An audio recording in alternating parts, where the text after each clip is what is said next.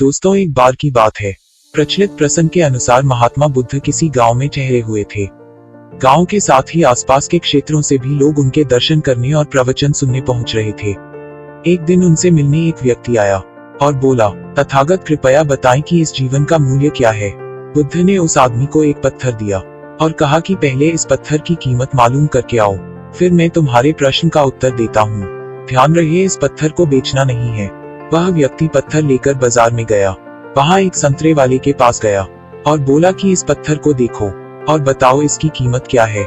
संतरे वाले ने उस पत्थर को देखा, वह चमक रहा था। उसने कहा कि ये पत्थर मेरे काम का नहीं है, फिर भी मैं इसके बदले तुम्हें 12 संतरे दे सकता हूँ। इसके बाद वह व्यक्ति एक सब्जी वाले के पास गया।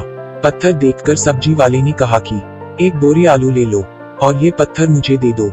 इसके बाद वह व्यक्ति पत्थर लेकर एक सुनार के पास गया और उसे पत्थर दिखाया। सुनार ने पत्थर देखा और कहा कि इस पत्थर के बदले मैं तुम्हें 1000 स्वर्ण मुद्राएं दे सकता हूँ। उस व्यक्ति ने पत्थर बेचने से मना कर दिया। तो सुनार बोला कि मैं तुम्हें और 1000 स्वर्ण मुद्राएं देता हूँ, ये मुझे दे दो। उसके बाद भी व्यक्ति पत्थर बेचने के लिए तैयार नहीं हुआ।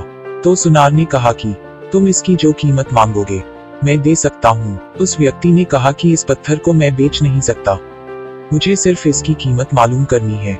सुनार के बाद वह व्यक्ति एक जौहरी के पास गया और पत्थर दिखाया। जौहरी ने जब उस पत्थर को देखा तो वह बोला कि ये तो अनमोल रत्न है।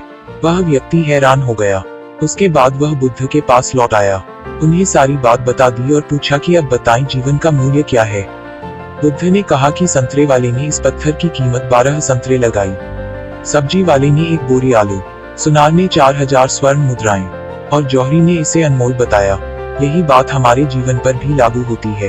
हर व्यक्ति एक हीरा है, लेकिन दूसरे लोग हमारी कीमत उनके सामर्थ्य और उनकी जानकारी के अनुसार लगाते हैं। हमें हमारी योग्यता की तुलना किसी से नहीं करनी चाहिए। योग्यता की कीमत हमें स्वयं लगानी चाहिए, क्योंकि कोई दूसरा व्यक्ति उसकी सही कीमत नहीं लगा पाएगा। अगर कोई हमारी योग्यता की कीमत लगाएगा तो उसके सामर्थ्य के अनुसार लगाएगा। इसलिए कभी भी खुद को दूसरों से कम नहीं समझना चाहिए।